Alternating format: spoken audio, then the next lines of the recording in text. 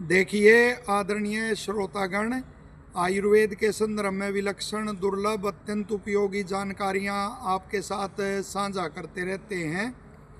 तो इसी कड़ी में एक और जानकारी आपके साथ साझा कर रहे हैं। जो व्यसन होते हैं यानी कि बुरी आदतें, उनमें उलझ जाता है जो मनुष्य, तो उसमें अनेक स्वास्थ्य संबंधी विकारों के साथ साथ एक विकार विशेष आता है कि मांसपेशियों की शिथिलता, उनका ढीलापन, उनमें कमज़ोरी। तो उसकी जो मसल्स हैं, जैसे कहते हैं मसल पुल हो गई, तो ये विकार उसमें बड़ा शीघ्र आता है।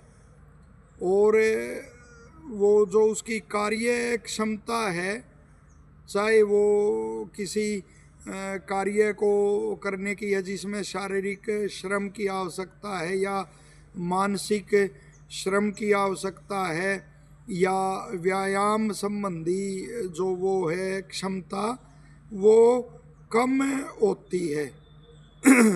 और जो जिसमें व्यसन नहीं होते, जिसका जीवन व्यसन मुक्त होता है, तो उसमें उसकी कार्य क्षमता बहुत अधिक होती है।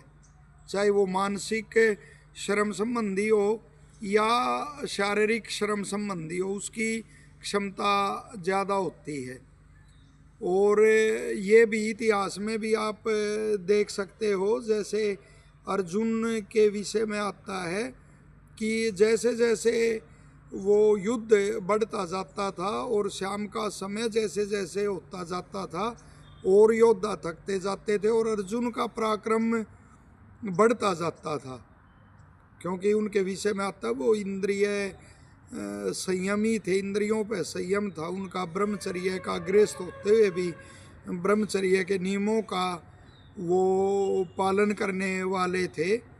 तो इसी तरह किसी भी आप खिलाड़ी को भी देख सकते हैं कि जो व्यसन मुक्त होता है तो उसका स्टेमिना विशेष होता है और उसकी मांसपेशियां भी सुदृढ़ होती है, उनमें शिथिलता की, कमजोरी की, मसल पुल होना आदि ये विकार अधिक नहीं होते।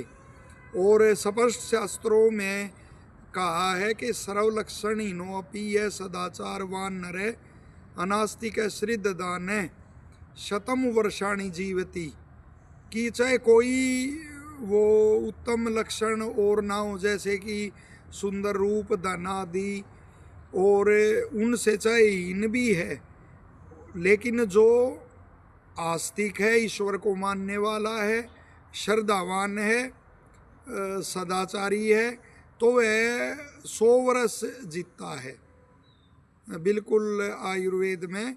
और इसी के ऊपर वो पूरा का पूरा एक आचार रसायन नामक ही एक अध्याय बनाया गया है।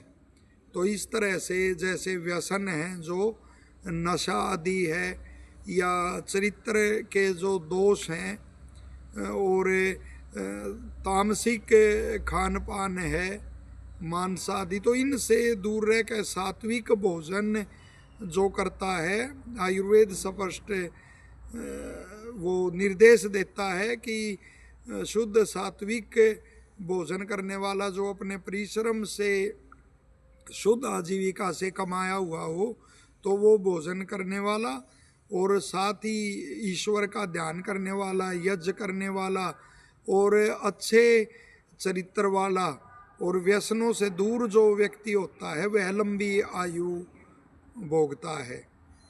तो व्यसन मुक्त जीवन ही जीना चाहिए और स्वास्थ्य का लाभ लेते हुए लंबी आयु का भोग करना चाहिए। तो आशा है ये जानकारी आपको उपयोगी लगेगी, लोकहित में आप इसे शेयर करेंगे और वीडियो पसंद आती है तो उसको लाइक करेंगे, और चैनल को आपने सब्सक्राइब नहीं किया है तो ऐसी दुर्लभ जानकारियों के लिए आप इस चैनल को भी सब्सक्राइब करेंगे।